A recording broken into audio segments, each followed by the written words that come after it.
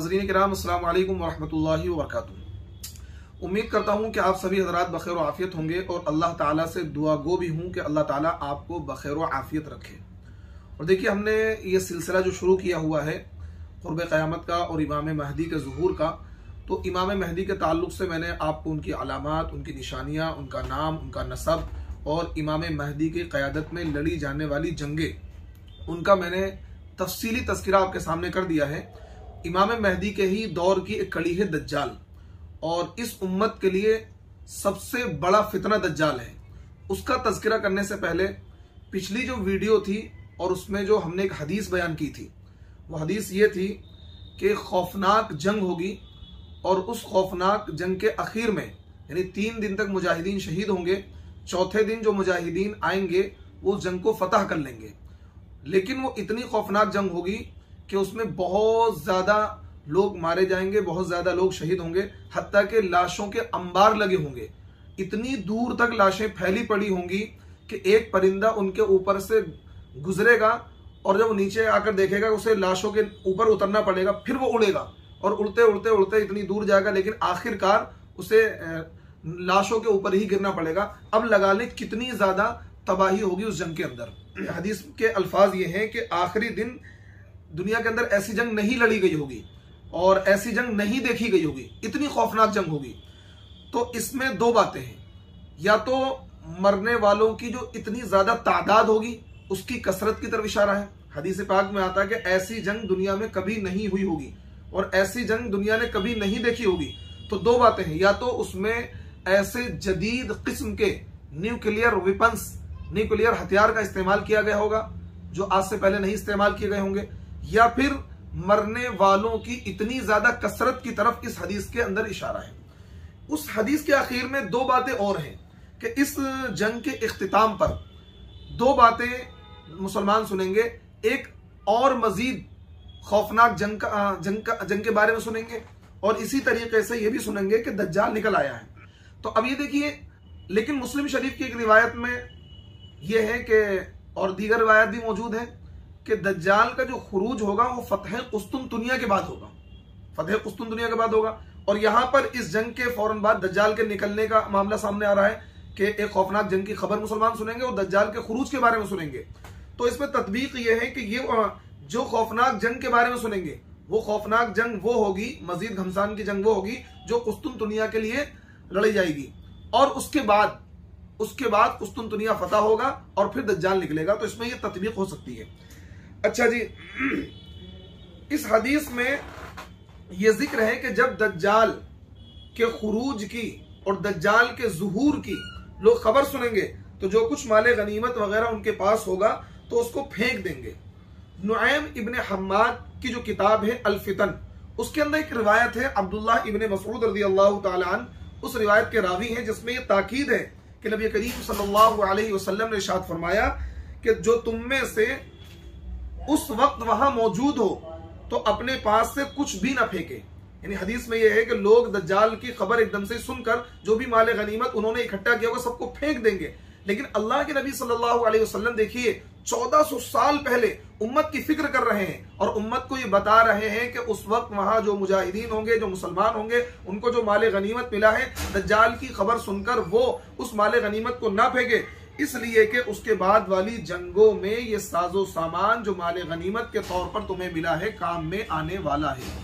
देखिए, नबी करीम सल्लल्लाहु अलैहि वसल्लम ने किस दर्जे उम्मत की रहनुमाई की है, किस दर्जे उम्मत की रहनुमाई की है, आप इसका अंदाजा नहीं लगा सकते हैं कि 1400 साल पहले एक एक चीज नबी अलैहिस्सलाम ने बतला दी थी। लेकिन हाय अफसोस इस उम्मत का कि ये उम्मत इस दर्जे गाफिल है कि आज इसको कोई खबर नहीं है। उस जमाने के बिल्कुल हम करीब आ चुके हैं, बिल्कुल करीब आ चुके हैं। उलमा चीख कर ये बात कह रहे हैं और अकाबिरीन उम्मत ये बात कह रहे हैं कि अब वो जमाना बिल्कुल करीब आ चुका है कि इमाम महदी के ज़ुहूर का, दज्जाल के खुरूज का, लेकिन लोग उसके तज़किरे से गाफिल हैं। बल्कि बाज लोग इस तरह के भी कमेंट्स करते हैं या वैसे भी पर्सनली कहते हैं कि भाई दज्जाल के ताल्लुक से, इमाम महदी के ताल्लुक से क्यों बयान कर रहे हो, इमाम महदी का इंतजार क्यों कर रहे हो, अभी इमाम महदी आने वाले नहीं है। मैं आपको एक हदीस सुनाऊंगा, आप खुद कहेंगे कि हाँ ये अल्लाह के नबी की हदीस ऐसी है, यकीनन दज्जाल के खुरूज का वक्त करीब आ चुका है।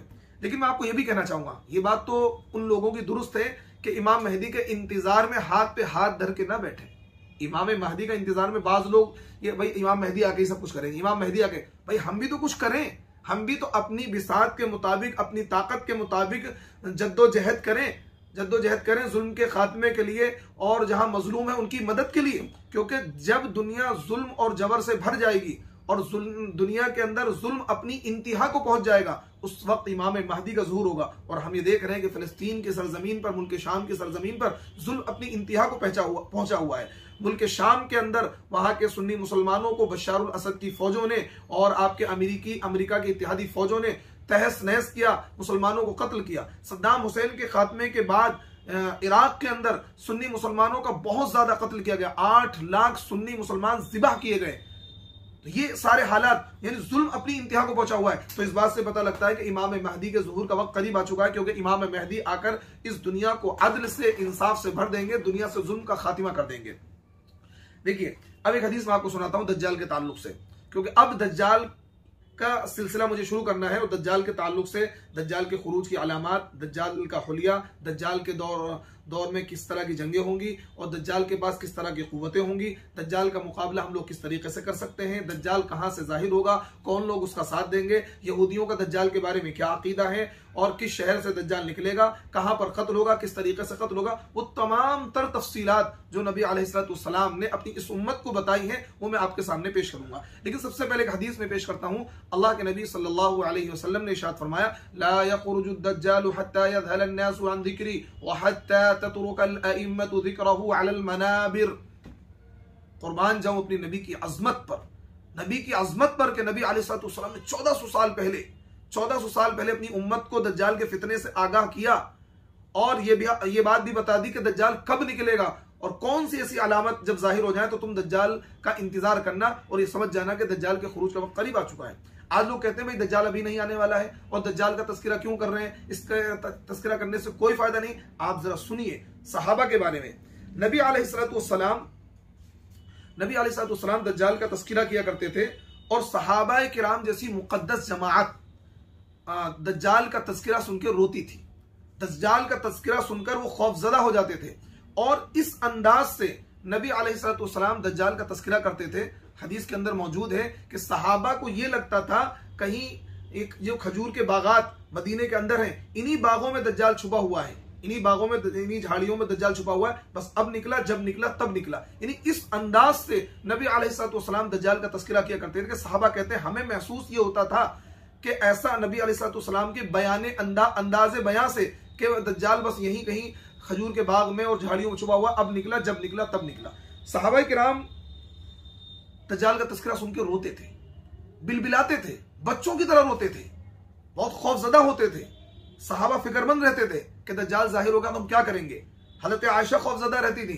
तो अल्लाह के नबी सल्लल्लाहु अलैहि वसल्लम ने सहाबा से इरशाद फरमाया कि अगर दज्जाल मेरी मौजूदगी में जाहिर हो गया तो उसके मुकाबले के लिए मैं तने तनहा काफी हो जाऊंगा, तुम्हें डरने की जरूरत नहीं है। और अगर मेरे बाद दज्जाल निकलेगा तो अल्लाह के नबी सल्लल्लाहु अलैहि वसल्लम ने उससे बचने के तरीके बता दिए थे, वो मैं आगे आपको बताऊंगा।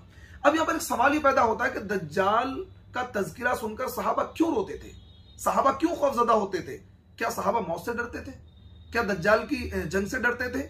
नहीं, न तो सहाबा मौत से डरते थे, न दज्जाल के साथ जंग करने से डरते थे, क्योंकि सहाबा का मिजाज नहीं था डरने का, मौत से डरने का, जंग से डरने का।